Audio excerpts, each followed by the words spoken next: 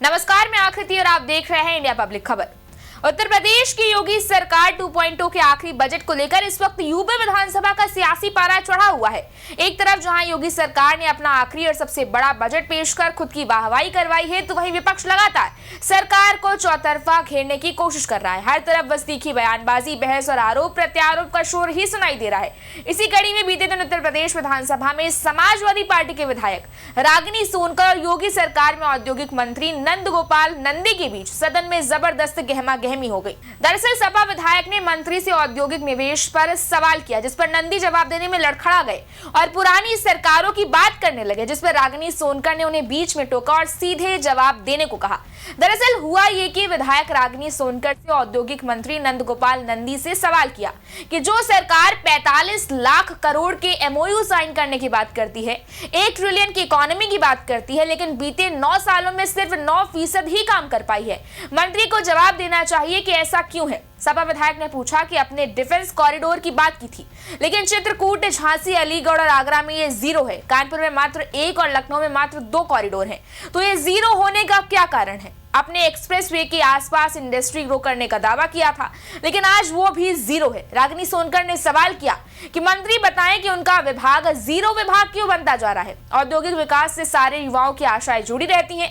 आज आप 1 लाख रुपए पर कैपिटा की बात कर रहे हैं, लेकिन इंडस्ट्री विभाग में कितनी नौकरियां दी हैं और उनमें से कितनों की सैलरी 1 लाख रुपए है। और सपा विधायक के सवालों का जवाब देने के लिए जब मंत्री सदन में खड़े हुए तो वो उनके सवालों को ही पढ़ने लगे। इस पर रागिनी ने उन्हें टोका और पूछा कि आप सवाल क्यों पढ़ रहे हैं।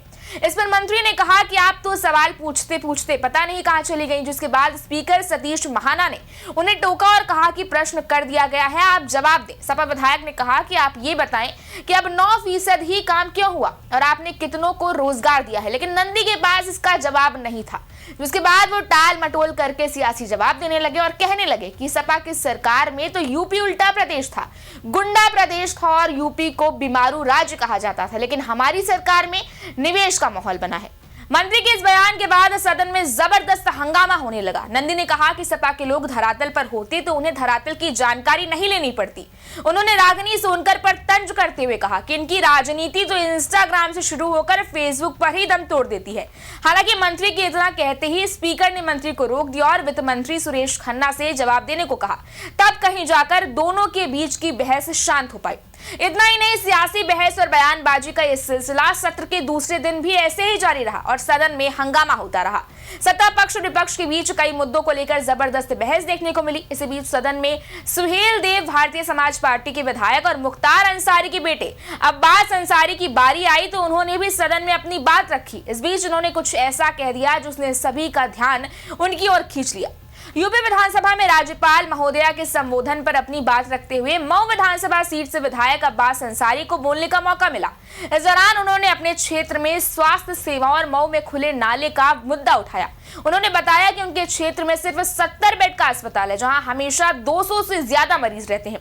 अंसारी ने अपने क्षेत्र में ट्रॉमा सेंटर बनाने और डॉक्टरों की कमी का भी जिक्र किया। इसी दौरान उनका समय खत्म होने लगा तो सदन की अध्यक्षता कर रहे मनोज पांडे ने उन्हें रोका और बात खत्म करने को कहा। तभी अब्बास अंसारी उनसे कुछ और समय देने की मांग करने लगे और कहा कि मुझे 4 साल में पहली बार मौका मिला है। चेयर के रोकने पर अब्बास अंसारी ने कहा, मैं मात्र 30 सेकंड लूंगा सर, मुझे 4 साल में पहली बार मौका मिला है, मेरी मजबूरी को समझिए और मेरा तो ये भी ठिकाना नहीं है कि कब तक बोलने का मौका मिलेगा, आप जानते हैं, इसलिए मेरी बातों को सुन लीजिए। इस पर मनोज पांडे ने कहा, नहीं आप आगे भी बोलेंगे। सुभाषपा विधायक ने इसके बाद फिर अपनी बातों को आगे बढ़ाया और कहा कि उनके जिले में डॉक्टरों की बहुत कमी है, जिसकी वजह से जनता को बहुत सारी परेशानियों का सामना करना पड़ रहा है। ना तो पर्याप्त डॉक्टर है और ना ही बीमारियों के स्पेशलिस्ट हैं। बहरहाल दिल्ली की संसद से लेकर यूपी विधानसभा तक विपक्ष जोर शोर से सरकार की कमियां गिनवाने में लगा हुआ है, जबकि सरकार लगातार अपने शासन में किए गए कामों का गुणगान कर रही है। लेकिन इसी हंगामे और सियासी खींचतान के बीच शायद इस देश के असल मुद्दे कहीं गायब हो गए हैं। इसीलिए तो आज के दौर में दोनों ही पक्षों की तरफ से सिर्फ और सिर्फ बयानबाजी और बहस ही सुनाई दे रही है। कमियां और खामियां तो है, लेकिन उनके उपाय पर कोई चर्चा नहीं हो रही। शायद कोई एक या दो नेता ही चर्चा करता होगा। ऐसे में आज जरूरत है कि सदन में एक दूसरे की कमियां गिनवाने के साथ साथ उनके उपायों पर भी चर्चा हो और सदन में पक्ष और विपक्ष दोनों की ही बात सुनी जाए। शायद तभी आज के दौर का भारत विकसित बनेगा। इस बारे में आपकी क्या राय है, आप हमें कमेंट सेक्शन में जरूर बताएं। इस वीडियो को लाइक करें, शेयर करें, चैनल को सब्सक्राइब करें। शुक्रिया।